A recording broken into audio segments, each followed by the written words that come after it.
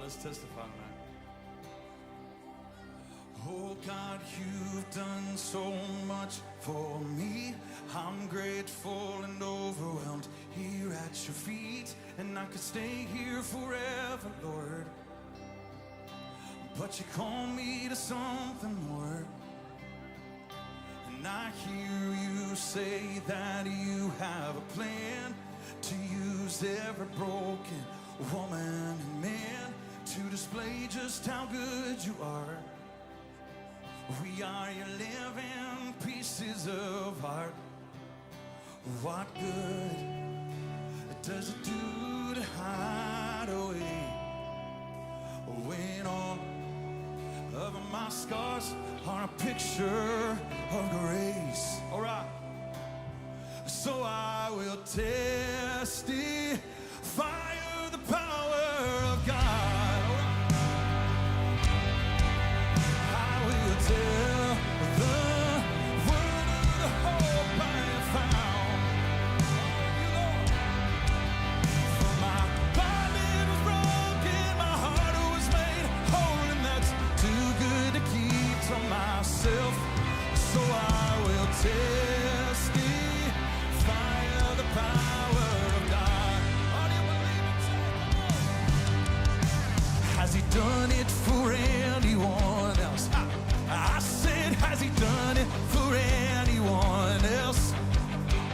Cause the God that I serve, he's always at work. Has he done it for anyone else? So come on and testify of the power of God. Come on and tell the world of the hope we have found. For our body was broken, our hearts were made whole, and that's too good to keep to yourself. Come on and testify of the power of God. This is my story, this is my song, praising my Savior all the day long. I'm gonna testify. Somebody testify your voice. This is my.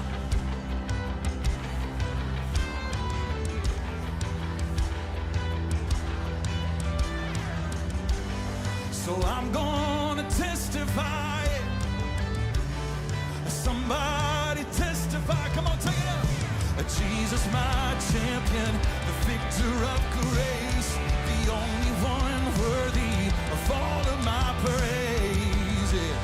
So come on and testify. Oh, somebody lift him high. Come on, testify of the power of God. I will tell the world of the hope I have found. Oh, for my body was broken, my heart was made whole, and that's too good to keep to myself. So I will testify of the power of God. Sing it.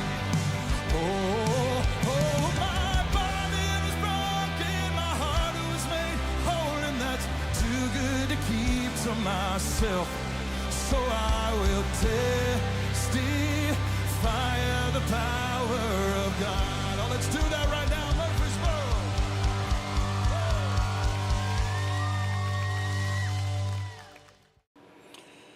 And good morning. Strangely enough, it's like, let me try to adjust that a little bit. For whatever reason, it's like showing nobody is here, which means either I've become even less popular, which is possible, or there's a problem with notifications and stuff, which would be nothing new with YouTube. So trying to see right now if, yeah, I see the stream's going. So at least I know that it's on. even if nobody's watching it. So maybe somebody will come on later and let me know if they got an announcement or a notification. Because as of right now, it's. I mean, granted, this is not a huge popular channel, but it's kind of unusual to be going for a few minutes without getting anybody. Oh, wait, somebody popped in, it looks like. Well, that might just be me checking it. So we'll see if anybody puts in the chat. So kind of weird. However, we'll go ahead and talk a little bit about Leviticus chapter. Stan, thank you, is here. So somebody made it. Did you get a notification, Stan? Maybe it was just a little delayed. I don't know. I was, I was beginning to worry. I was thinking, man, you guys hate me all of a sudden. Granted, like I said, not like I'm a big, huge, popular channel, but still. Anyway, so we're almost done with Leviticus. So we're on chapter 25 today. There's only 27 chapters. So we will finish Leviticus probably next week. Let's see. No notifications. Haven't worked since I switched browsers, but showed up in my sub feed. Yeah, that's interesting. So, yeah, I don't know what to, and so I'm going to try to be closer to a more precise time schedule moving forward because it seems like YouTube doesn't give a crap about giving notifications out because why should they? Since I'm not a big I'm not ABC or CBS or something like that. So it sucks, but it's the way that it works. But anyway, so yeah, we're almost done with Leviticus. We got two more chapters after today. Next up is going to be the book of Numbers because we're just working our way through the Torah. Which I think I wasn't planning on doing the whole Torah, but I think it's interesting. So I hope that you guys are enjoying it because honestly, for me, there's been a lot of those aha moments when I think about when we get to those verses that atheists like to use as examples of how horrible Christianity is, because of the way that the Bible endorses slavery and that kind of thing. And it's like the more you actually look at it, when you shine a light on it and actually read the text, which is what we're doing, we're not skipping anything, we're reading the entirety of the text, and it kind of shows that, well, maybe it's not quite the horrific, terrible thing that you make it out to be. Now, there are some things in the Old Testament that we'll get to eventually that are difficult to deal with. When God orders the slaughter of certain people, it's like, whoa, really? And I get that. I can understand why some people will feel a little weird about that kind of thing. But that's a different discussion than the morality of the law, which is really the main point of the Torah. The first five books of the Bible are meant to teach the law. And Stan answered, networks pay YouTube to list their channels, or networks just tend to buy more ads than individual streamers. Well, my understanding is that so YouTube, and this is not like some dirty secret or anything. When Google purchased YouTube, they actually made it very clear that they were going to promote large corporate channels and what they would call legitimate news feeds and stuff such as ABC, CBS, NBC, CNN, MSNBC, that kind of stuff. And don't get me wrong, I'm not trying to say it's all fake news. I'm not that kind of a person. I don't think that everything they say is a lie, but I also think that YouTube, if I want to watch CNN, I'm going to put on CNN. I'm not going to go to YouTube to watch CNN. You know, and yet what YouTube does is it pushes feeds like CNN and stuff and it drowns out the individual content creators.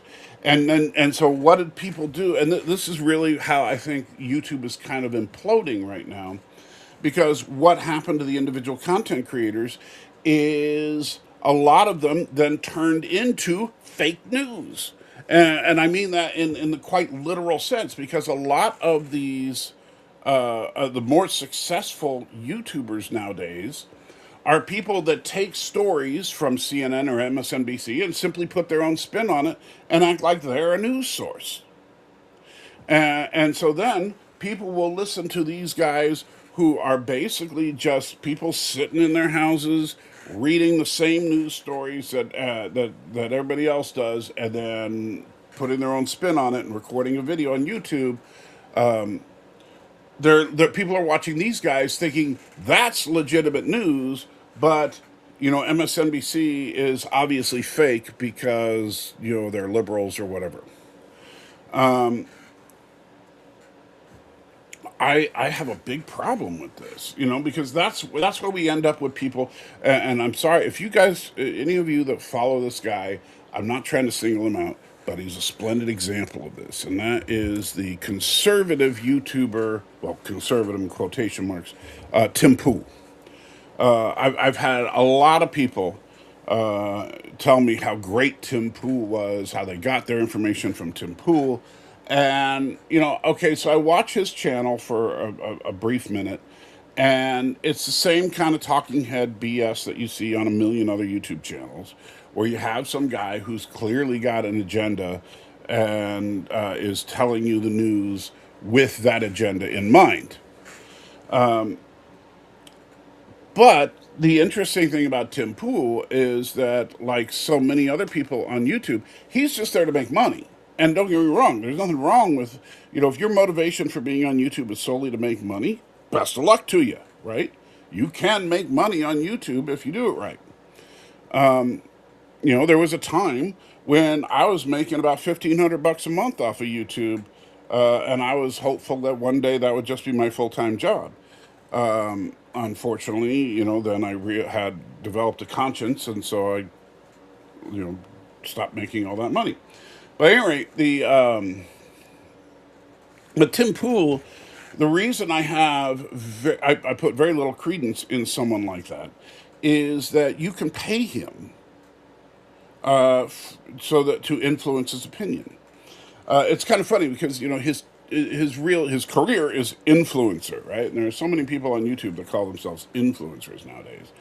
And influencer is this self-aggrandizing thing where you're like, yes, my opinion matters because I influence the opinion of others. And while there is some truth to that, the ironic thing about an influencer is that really you can influence what the influencer says with money. They're up for sale. And, if you want proof of that, all you got to do is look at when Tim Pool was railing on Volodymyr Zelensky and talking about how he was the real enemy of the United States and how Ukraine was this evil empire and Zelensky was a dictator and a tyrant and that he was coming after your children or whatever. All this horrible stuff about Volodymyr Zelensky. At that time, and this is absolutely true. At the time that he was saying this, Russia was paying him in the order of $10,000 a month, right? So he is literally being paid massive amounts of money from Russia while he's sitting there saying how our real enemy is Ukraine and Volodymyr Zelensky. And then Tim Pool comes on and says, "Well, it's true." And by the way, Tim did fully admit he was getting his money. That's not up for dispute. The only thing that Tim Pool says that I think is a load of crap is that he had no idea where the money was coming from. Now, look, I know I'm an old dog, and maybe I'm just naive and I don't understand how the real world works. That being said, if somebody is paying me 10 grand a month, I'm going to know who that person is. And the funny thing is, he also says, of course, that his opinions were not up for sale. And so, you can't just pay him money to have an opinion. Okay, then why did they pay you $10,000 a month? Just because they liked you? Do you really think it's in the best interest of Russia to give you 10 grand a month if they have no influence on you? That is a bald-faced lie, or bold-faced lie, I guess is the right term. But it's an you because here's the thing: if you're going to pay someone, like if you're going to pay me any amount of money, other than like super chats generally are to get your opinion up there and stuff like that. So you're paying when you do a super chat. Most of the time, you're paying for having your opinion read by the host and hopefully commented on by the host. Unless you're in one of those channels that gets so many super chats that they don't bother reading them, which to me is disgusting. But that's a whole other thing. However, if you're paying me money, right, then that means one of two things. Either I'm going to sit here and hold up a product. Don't you love the blank box here? But you hold up a product and say, "Hey guys, this product is so good. You should get this product." And it's obvious that they're because they're reading a script that they were provided, but it's basically paid advertising, right? And I really hate that. By the way, I really hate when you're watching a video and midway through the video they suddenly stop and go, "Hey, you know what? Really, you need this product. Today's sponsor is this product, and this product will help you because this product is in a beautiful green box, and everything in this box will prevent all the problems you're dealing with as of right now. So buy this product." And by the way, in case you're wondering, this product is actually a bunch of dry erase racers that I just got because I spend a lot of time on a dry erase board doing math problems. But at any rate, so you're either trying to hawk a product of some kind, or you're being paid to push a certain narrative, right? Somebody might say, and by the way, they may not be trying to change your opinion on something, but let's say, like they know, for anybody that knows me, they know that I am a Christian, right? They also know that I'm a big nerd and I like Star Trek or something. So maybe somebody over at Paramount, by the way, Paramount, if you want to do this, please do. But say some executive over at Paramount decides, hey, let's give him 10 grand a month so that he will talk about how awesome Starfleet Academy is. And so they're not going to say, "Hey, do me a favor, just say how awesome it is." They're going to say, "Hey, here's 10 grand a month from Paramount, and please talk about Starfleet Academy. Just try not to say anything bad." Oh, okay, I can do that.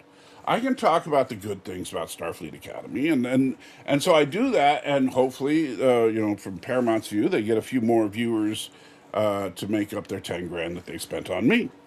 Again, Paramount, if you want to do that, please send a check. But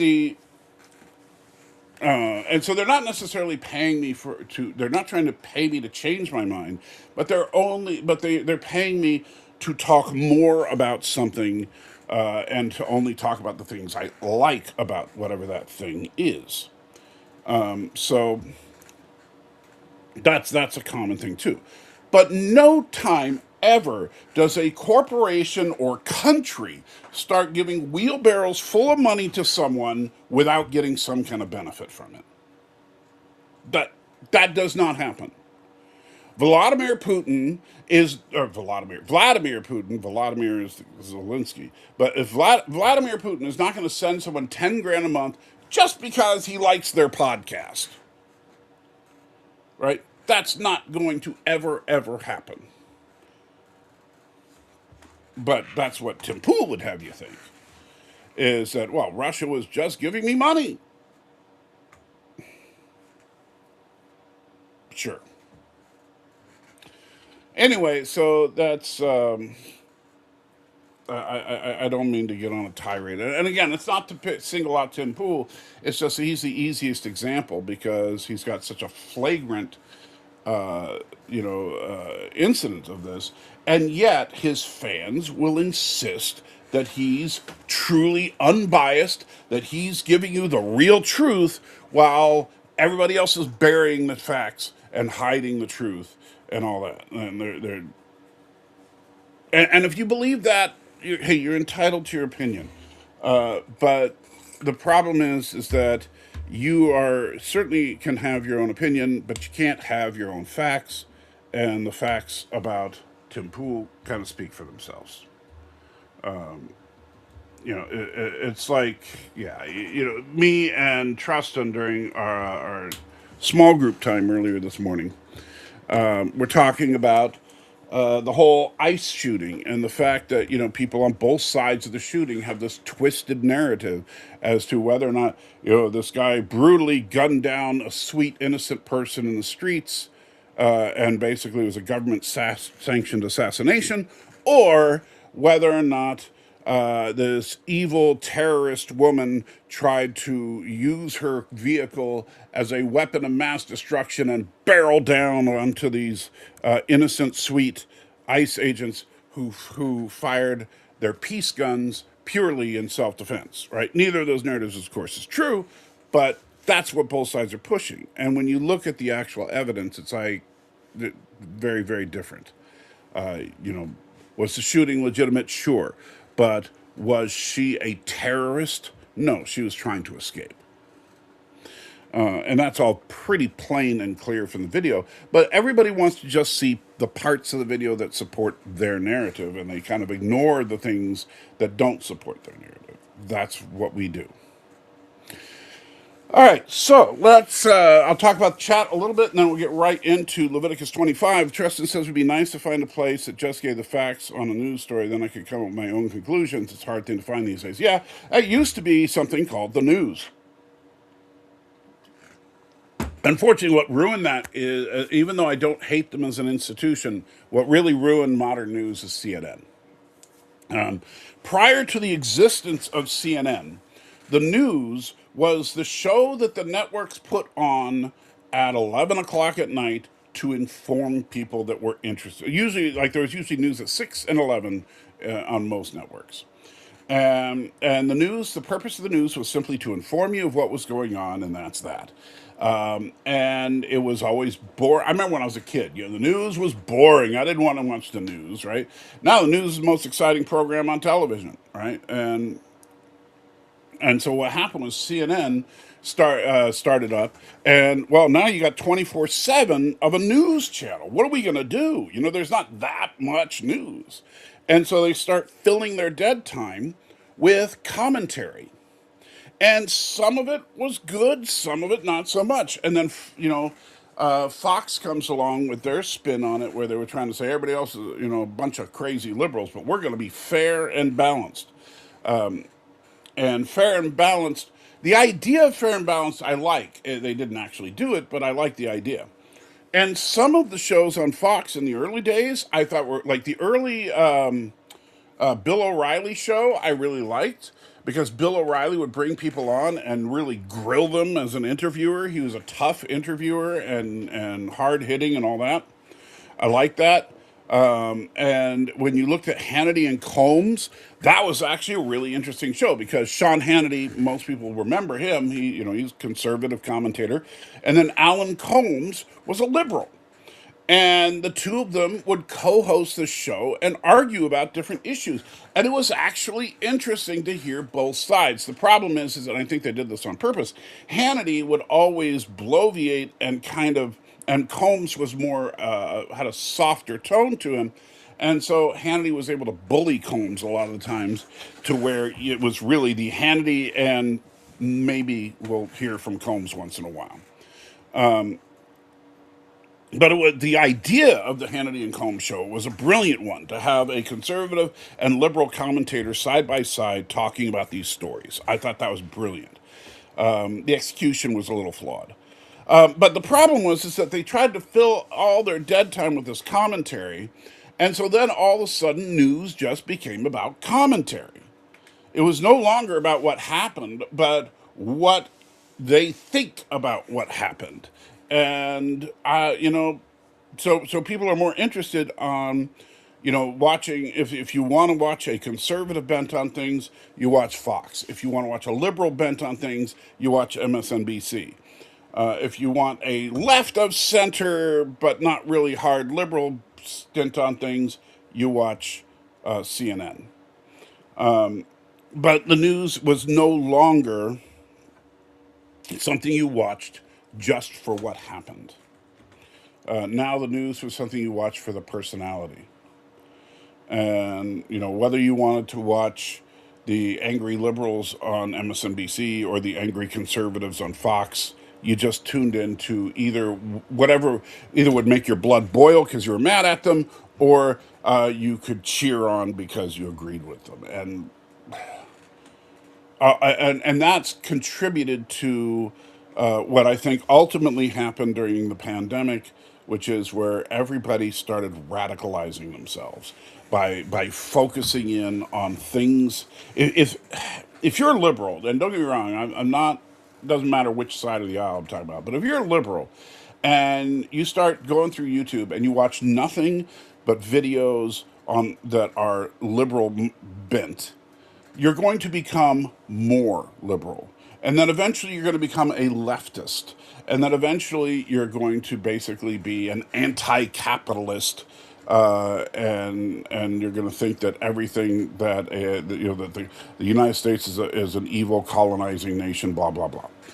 If you are conservative and you go on YouTube and you watch nothing but, or you probably go to Rumble, but you watch nothing but conservative videos, it's going to eventually make you right wing.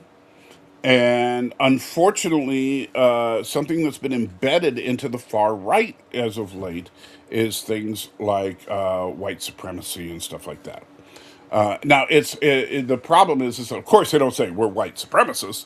What they'll do is start talking about how white people are being bred out of existence because of all these people that are interbreeding with white people, like that's some kind of crime, or that white people are being discriminated against, which there's some truth to it. But the thing is that you can't take a nugget of truth and turn it into, you know, it's one thing to want truly equal rights, which something I truly believe in.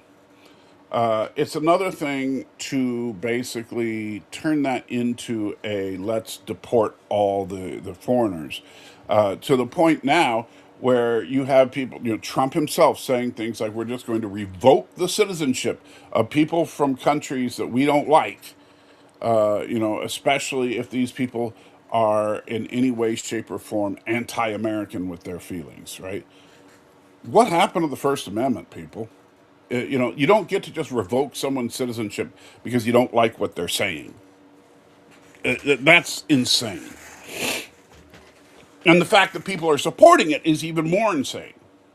And the fact that the people supporting it are the people that also used to say for generations that they were the people that believed in law and order. That's even more insane. Sorry, I know. I'm in a tyrannical mood today, I guess. Alex Brooks in the house says, "Good morning. How you doing, Alex? Hope you are well." Street Preacher, kind of echoing some of what I was just saying. Everything is just an editorial these days. That's 100% true. Make news boring again. Amen, brother. Preach it. That's 100%. Let's see. But they found just the who, what, where, when, and how is boring. They promote the speculation of why. Well, and it's one thing, like, if we find out, for example, the guy that shot, gosh, now I'm forgetting his name, the big conservative guy that got shot. You guys know what I'm talking about.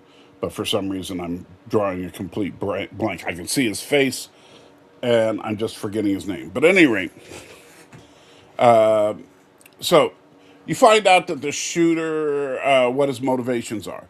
Now, there's been a lot of speculation, and that speculation mostly based on the idea that he was dating a trans individual. For people that want to say that he was obviously a lefty because he was dating a trans person, like you can't date a trans person and be conservative, but whatever. Then other people that would look at the different things that he wrote on the bullets, the fact that he called the dude a fascist and all this stuff on the bullets, that somehow that's like this deep meaning. Now, it might be interesting if some actual investigative journalism went into it and kind of learned more about him, his social media feeds, stuff like that, and try to figure out what this guy was all about. But instead, yeah, Charlie Kirk, thank you, Street Preacher.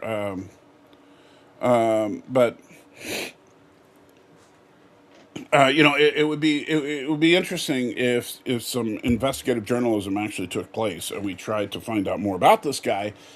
But instead, what we're just doing is, you find one little nugget that might support whatever story you want to push, and then you just talk about how horrible people on whatever side of the political aisle are.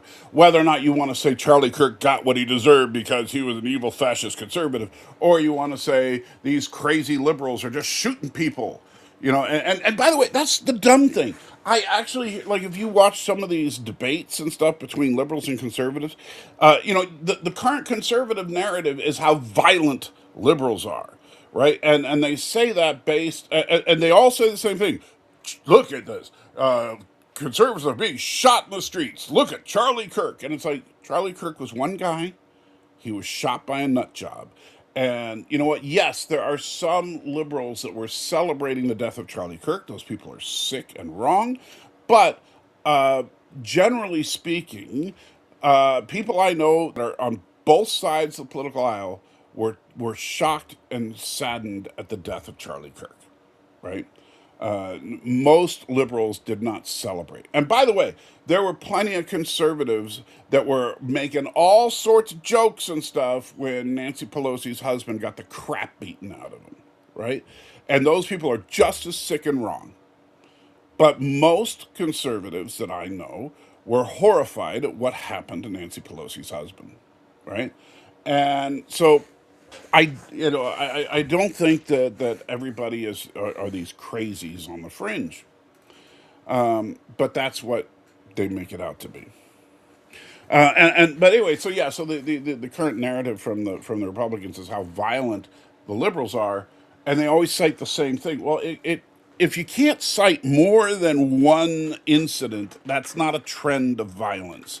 And even if you could cite a few incidents, then what about the fact that the other side can cite all incidents that go the other way? And so I think that trying to say, oh, it's the liberals' fault, or oh, it's the conservatives' fault. No, the problem is that people have hyper radicalized, and so they're so willing to believe that everybody on the other side is so dangerous that we need to do something about it.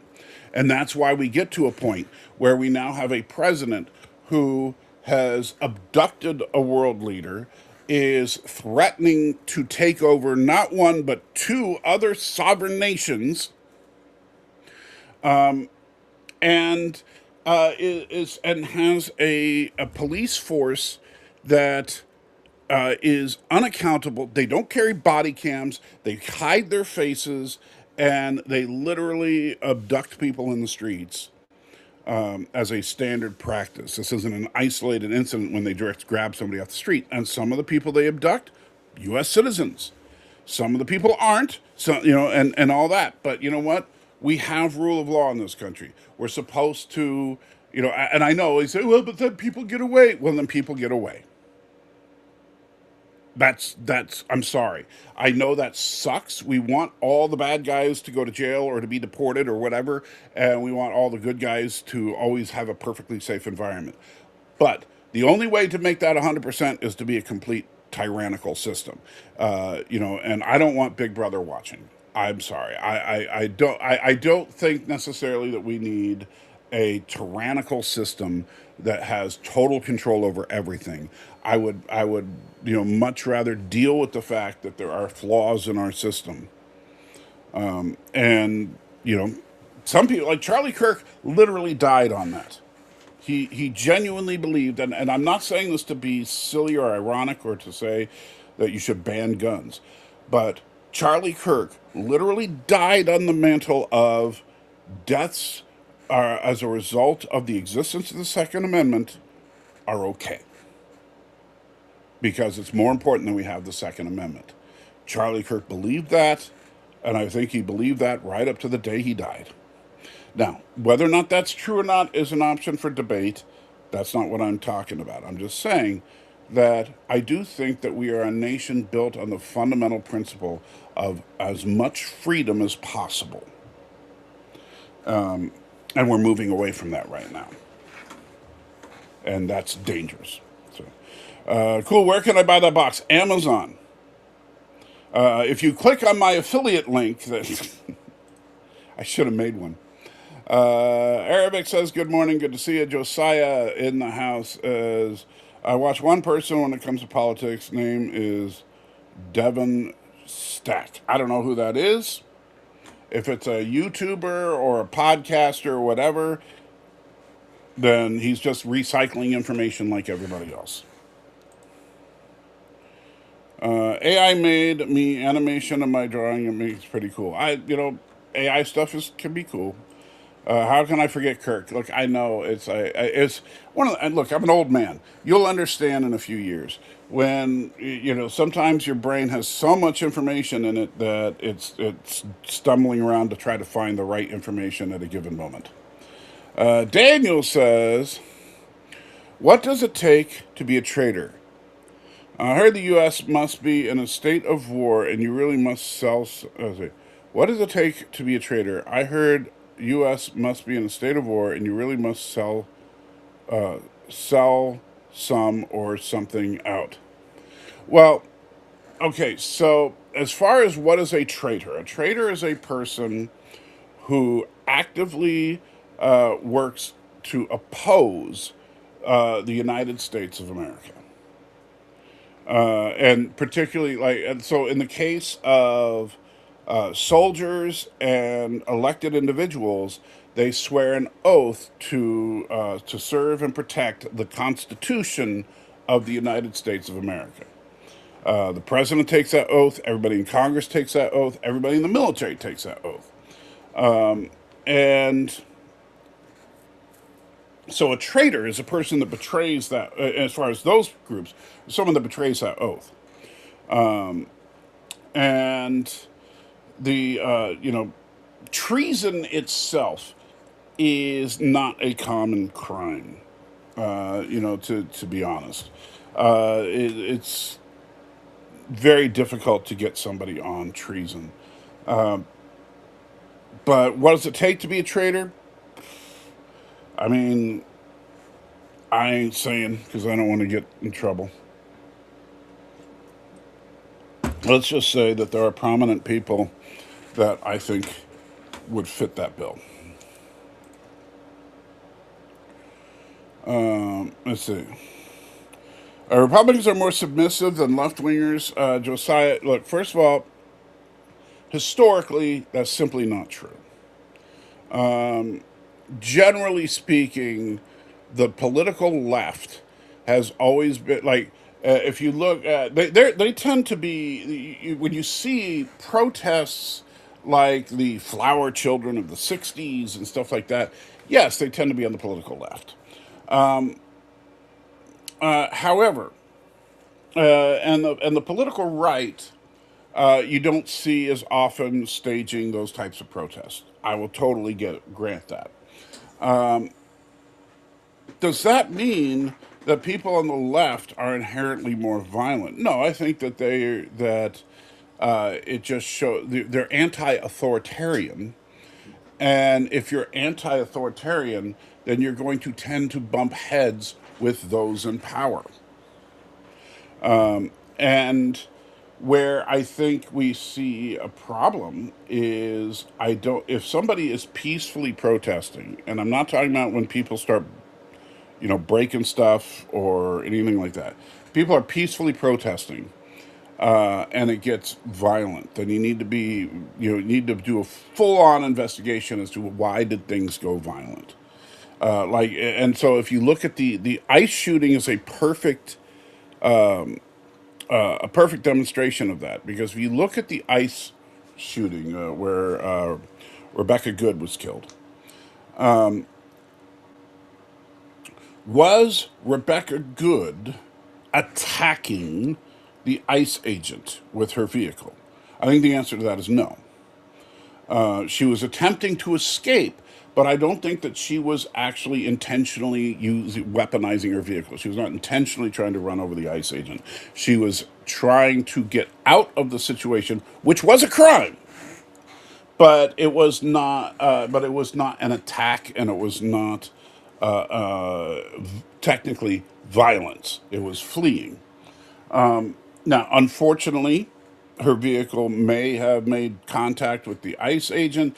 That part's a little fuzzy because it's hard to see. In some videos, it looks like she did. In some videos, it looks like she didn't. But I would grant that she probably hit the guy inadvertently. That doesn't make her a terrorist unless you want to say that, you are a terrorist if you get into a car accident. You know, no, it was an accidental contact at best.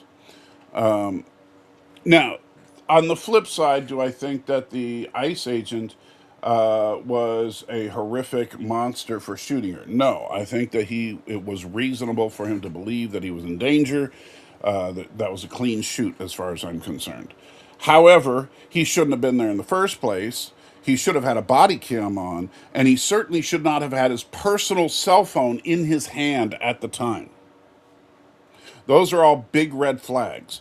And so I think ICE is liable for that killing. But as far as Republicans being more submissive, I don't necessarily buy that. I think that Republicans just tend to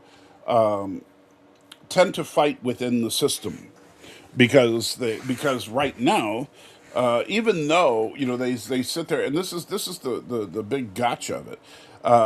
It's true that liberals tend to control the media and stuff, and so Republicans use that to try and suggest that everyone is against them, and so that way they can use the system to enforce the law more rigorously than probably should be, and that can be just as violent as any protest. And let's not forget, I mean, like people say, oh, only the Democrats are the ones that are protesting violently. I'm sorry, January 6th was not a Democrat protest. And even though people want to argue that January 6th was not violent, tell that to the officers that were injured. Tell that to the people that were replacing all the broken windows and stuff on the Capitol building. And I'm sure Mike Pence was feeling just a little threatened when huge crowds of people were storming the building chanting "Hang Mike Pence." Right?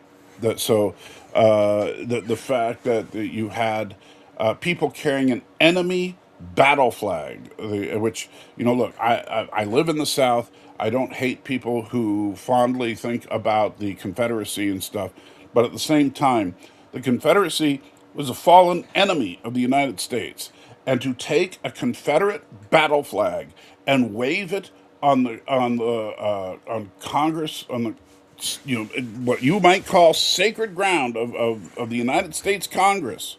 They took a Confederate battle flag in there. That's about as close to treason as I can think of. And those were not left wingers. America is far. Let's see. America is falling apart. Their reason no for American empire. Are you saying that there is a reason? I'm not sure what you mean. Are you suggesting that the American empire is a good thing because America's falling? I'm not sure what you mean. George of the Jungle versus Fat Albert. Fat Albert wins that because George will just bounce off of him. Any feelings of protesters? Any feelings about protesters targeting a church? Well, as far as protesting is concerned, I support people's right to protest peacefully.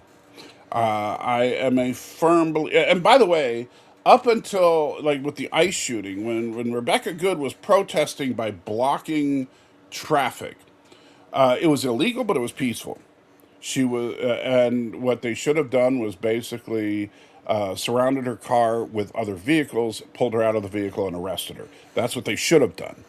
But as far as if protesters, if you, I mean, I don't know what you're talking about. Are you talking about like left wingers that are mad because, say, Christians are anti-gay or something, and so they hold up picket signs around a church saying how Christ was a bigot or something? If they did that, look, I would disagree with them, but they absolutely have the right to do that. Now, if when you say targeting a church, they actually start, like burning churches down, as some protesters have, or throwing rocks through the windows, no, that's a crime. Just like, it's anytime a protest goes violent, whoever's the instigator of said violence should be locked up. Now, it's not treason to attack a church. You might say it's sacrilegious, but it's not treason. I would say that to attack the Capitol is treason. I think that every single one of those people that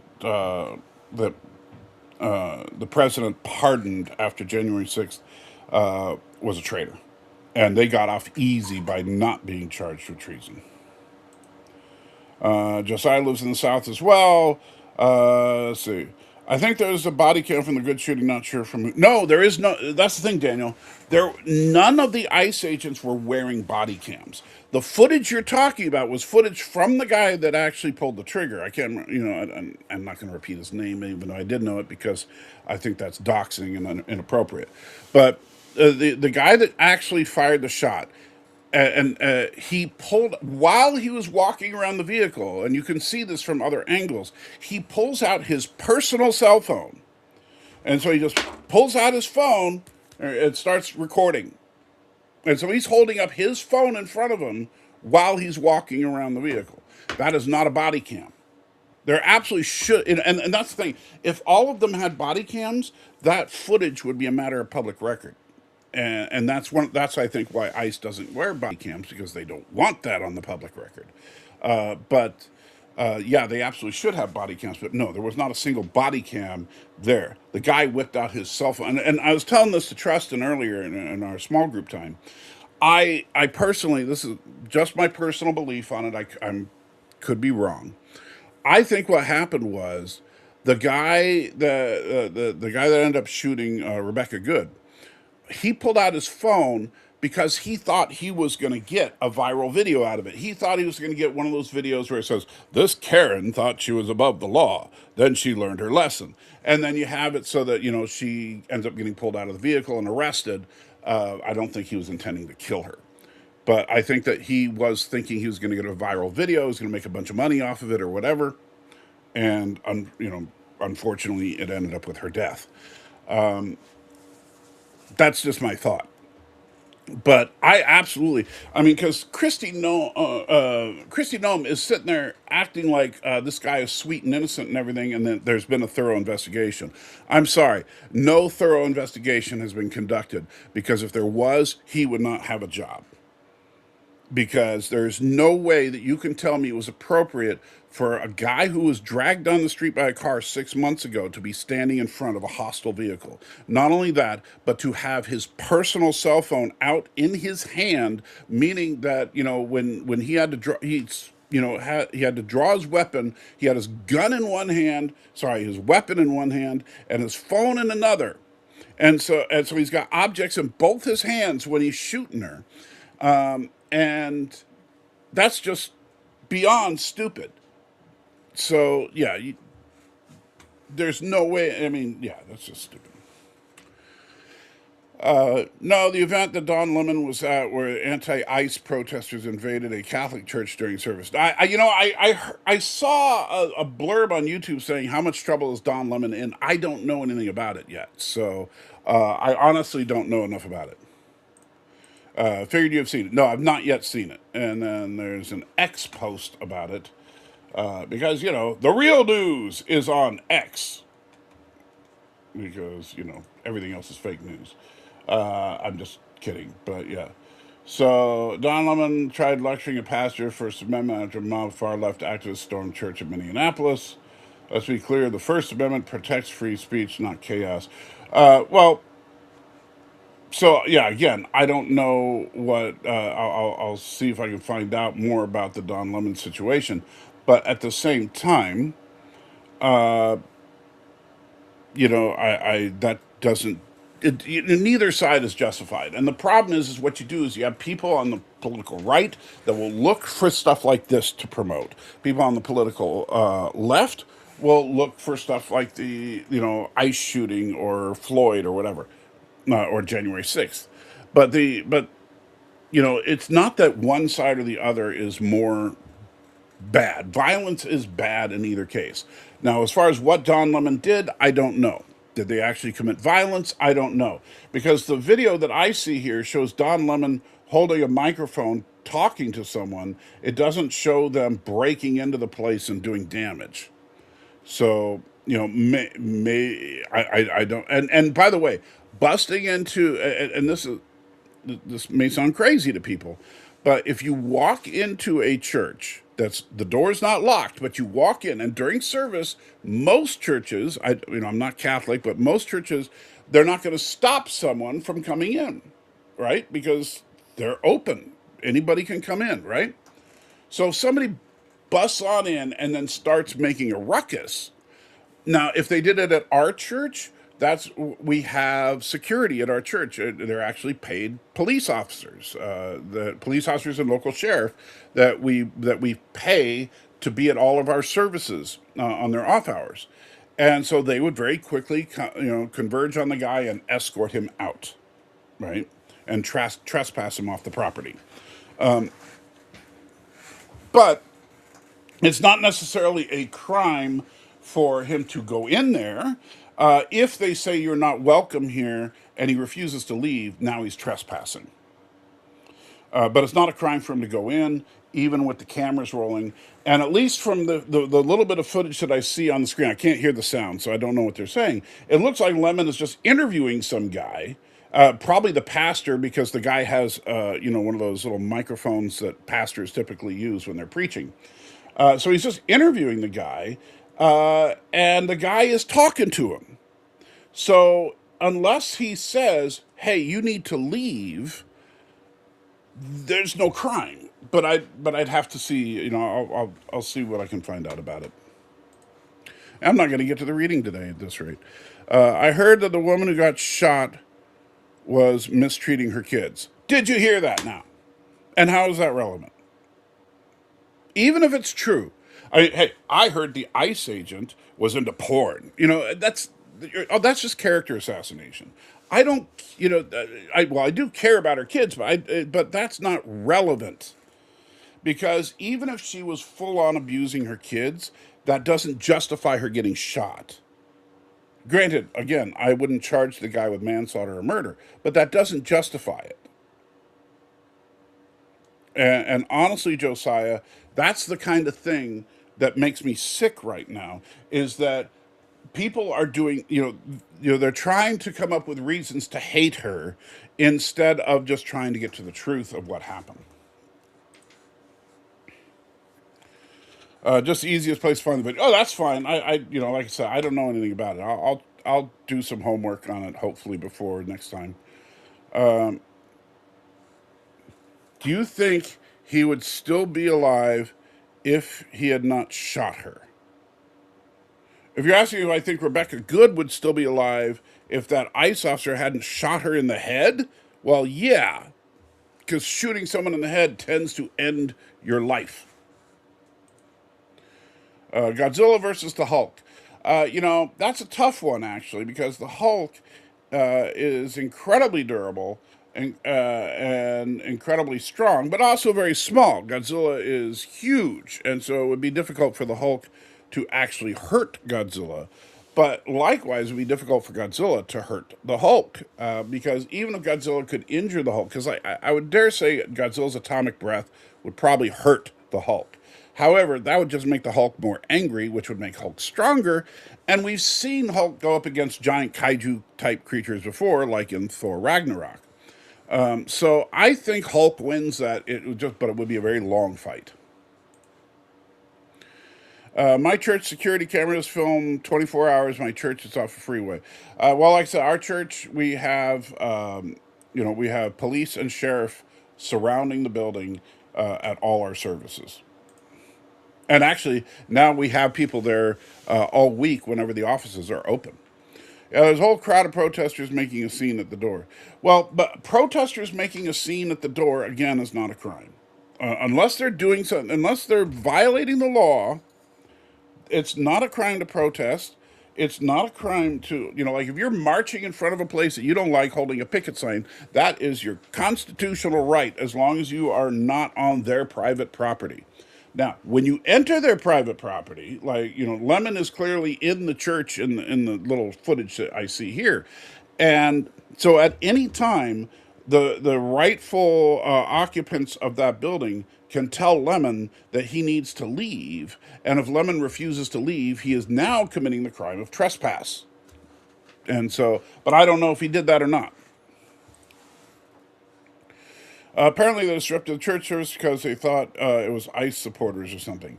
That may be so, but again, disrupting is not a crime. You got to make sure you understand.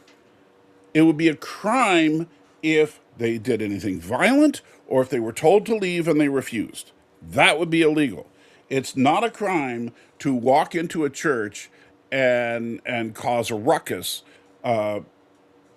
because any more than like it's not a crime to walk into Walmart and just start yelling Walmart sucks. But when Walmart security tells you to leave, it would be a crime for you to refuse to leave. Same principle. So it's not a crime to express yourself, but if you're on private property and you're told you're not welcome, it's a crime to stay. But if you don't do anything violent, then unless they tell you to leave, there's no crime. Gotta run, guys. Hey, take it easy, trust it. I guess we're not gonna do. We'll do the reading for today on Friday because obviously we're not gonna have time. Inside the door, they disrupted the congregation. Again, that's not a crime. Disrupting is not a crime. Like people talking about for example, disturbing the peace. Generally speaking, disturbing the peace only applies after 10 p.m. in most places. Like for example, if I decide to throw a big party and invite a bunch of friends over and we're playing loud music, neighbors can't do a darn thing until 10 o'clock at night. Then they can call the cops. Willy Wonka versus Mr. Six from Six Flags. Well, that's an interesting one on the surface, but Willy Wonka, you have to remember, has an entire tribe of Oompa Loompas at his disposal. Mr. Six, he's just got his wicked dance moves, but the Oompa Loompas have got dance moves of their own, so I think Willy Wonka wins that one. The protesters were inside the door chanting during the service.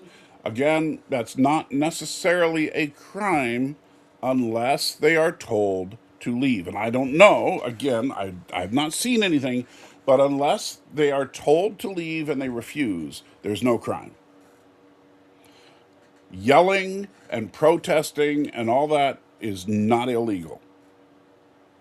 Trespassing is illegal. But you're not trespassing like in a public space like a church. The only time, I mean, yes, it's privately owned, but it's a public space, meaning it's open to the public. You are not trespassing unless they tell you to leave, because just because you go there with ill intent doesn't make it trespassing. It's not trespassing until you are told to leave. Once you are told to leave, you're trespassing. Now, it's a little different, like, for example, on my private property, right? If you come into my house, you are instantly trespassing. But that's because my house is not open to the public. You're not, people can't just walk into my house anytime they want to do business. So since it's not open to the public, if you come in without being invited, now you're trespassing. But at a church or a store or a mall or any kind of public place that is a business open to the public, you are not trespassing until you are asked to leave. That is the key component that I don't know if it's there with the Don Lemon situation. I mean, was it necessary for him to shoot her to survive? That's okay. So, if you're asking as far as for the legality of the shooting, that's not the rule. The rule isn't you shoot somebody if you have to shoot the person in order to survive. That standard couldn't be met by pretty much anybody. Because you could always argue like anytime police shoot somebody, well, the police could have run and hid. They didn't have to necessarily shoot the person to survive. But that's not what the standard is. The legal question when you look at these police shooting is, did the officer have a reasonable belief that his life or the life of others was in imminent danger, or if his body or the body of others was in imminent danger of injury, or was there an imminent likelihood of severe property damage? You have to show that in order to use lethal force. Now, in the case of the ICE shooting, I think that it is painfully obvious, especially if you look at the footage from his perspective, that while he probably shouldn't have shot her because she was trying to escape, from his vantage point, it is reasonable to believe that he was in imminent danger. So I don't think that, basically, I think he met the legal qualification there to shoot her. What my problem is he shouldn't have been there in the first place. And not only that, but he shouldn't have had a personal phone in his hand at the time. That shows a couple of big red flags that I think should be investigated, but aren't going to be. It's not a crime, but very bad form. Oh, yeah, absolutely. Is it rude to bust into a church and make a scene? Absolutely. Was Don Lemon being a complete jerk, assuming that from what you described, so Don Lemon basically comes into a church during service and basically disrupts everything. Is that being a complete a-hole? Yes, 100%. But being an a-hole is not illegal. My church has someone operating the door at my church. Well, that's fine, and we have greeters at our doors as well. And if somebody is coming in and the greeters say, you can't come in," if they come in anyway, then it's a crime. Joshua Brown in the house says, "Good morning. How you doing, Joshua? Man, we're having a lively discussion about anything and everything except for Leviticus, which is what we're supposed to be talking about. But we're going to end up tabling that until Friday." Let's see. Who is a better dancer, Mr. Bean or Mr. Six? Mr. Bean dance boombastic, and Mr. Six dancing vegan bus. Well, you know, I boy, it would be really hard to beat Mr. Six's dance. Let me take a look at Mr. Bean dance. Whoops. Dance boombastic. Let's take a look at that again because I haven't seen that in a while. All right, so Mr. Bean dance boombastic. So come on, let's. All right, so he's walking in, doing his little slide,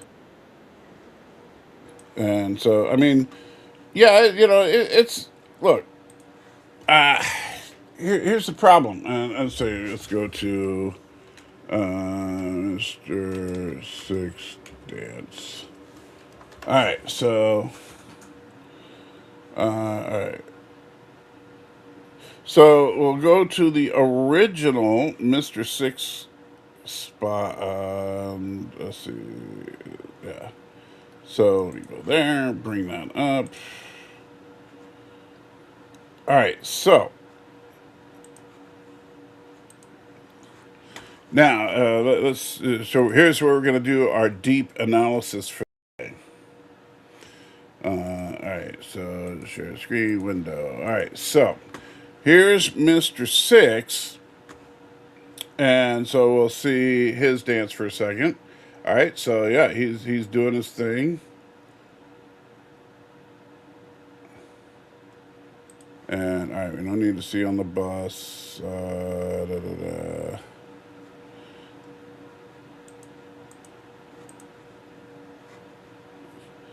I mean,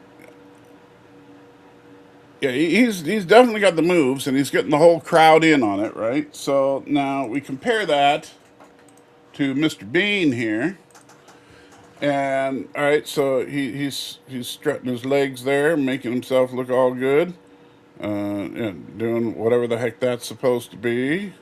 Let's so forward a little bit. So now Mr. Bean, he's definitely got some moves here.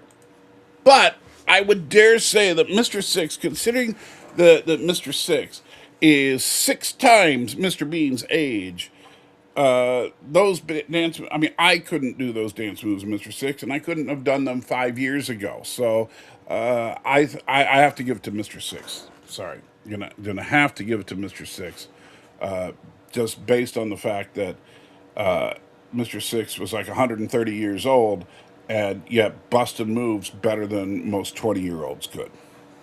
So how's that for my deep analysis for the day? All right, so anything else before we wrap it up now that we've buried this ice thing to the death? And I hope you guys understand, I'm not taking sides politically in this. And that's, you see, that's the bait. And that's where I'm going to ask you guys seriously. I don't care if you're left or right. I know most of you guys that watch me tend to lean to the right, and that's perfectly fine. But put your political ideology on the table for a minute. Forget about that. Because it doesn't matter if this was an ICE agent shooting a protester, or what if this was, if the president were some left winger, and the instead of a protester, it was someone on January 6th trying to block the police from getting to the Capitol building, right? It could have been this, it doesn't matter, right? The political ideology is not the question. The question is whether or not it was the shooting was justified by police standards, and whether or not proper procedures were followed. I would argue that while the shooting was justified at the moment, I don't believe for a moment that proper procedure was ever followed, because what we see here is an ICE agent who has a history of being drugged down the street by a car, circling a car, which you shouldn't be doing. I mean, I will tell you, one of the things you do learn in law enforcement training is if you have a vehicle that is under the control of a potentially hostile suspect, right? Which is the case here, right? I'm not saying she is hostile. I'm saying she's potentially hostile. She's obviously, not particularly thrilled with the ICE agents, right? So she's a potentially hostile agent behind the wheel of that vehicle. You know what you don't do under any circumstances is get in front of that vehicle. You know what else you don't do? You get behind that vehicle. You don't put yourself in the direct line to where that vehicle could hit you.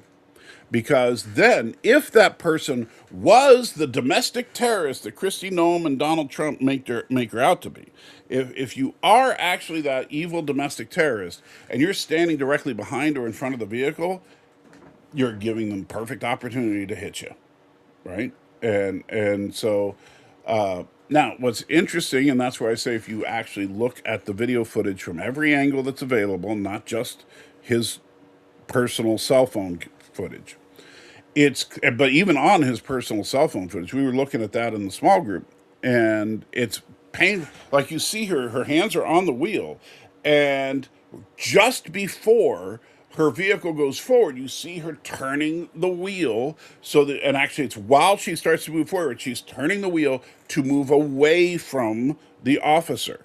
She's not trying to hit him, she's trying to avoid him. if she was and this is like I said, when you're talking about the law here, intent is crucial. She showed intent to avoid hitting him and to flee the scene. Now, fleeing the scene is a crime.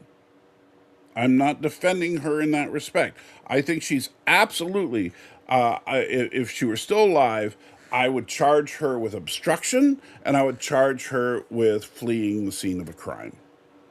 Right?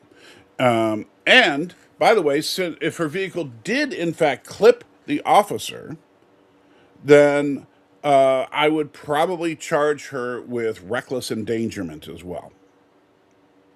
And so I would throw I would throw at least now what I would not charge her with would be necessarily vehicular assault because that would mean intent, and I don't think she had intent. But the officer, but reckless endangerment, she shouldn't have moved the vehicle at all.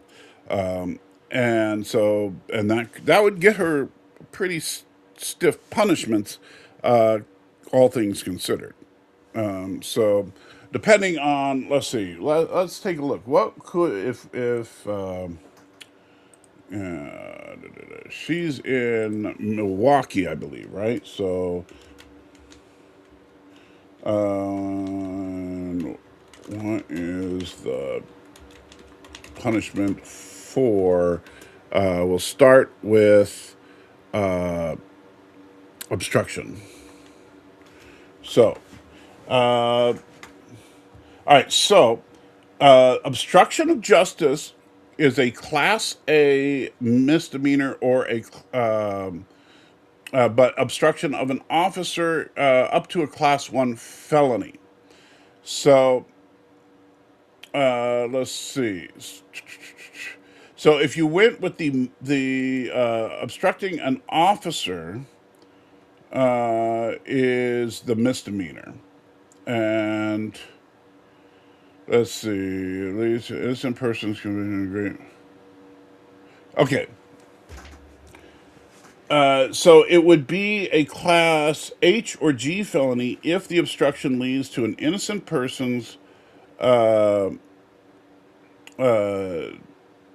causes great bodily harm to an officer. So that's where I would go with it. So instead, I would charge her with felony obstruction, which is a class H or G felony. I don't know what the penalty is for. It doesn't say for that one. So let's see.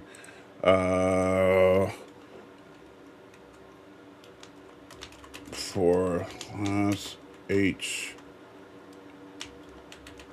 in Wisconsin. All right.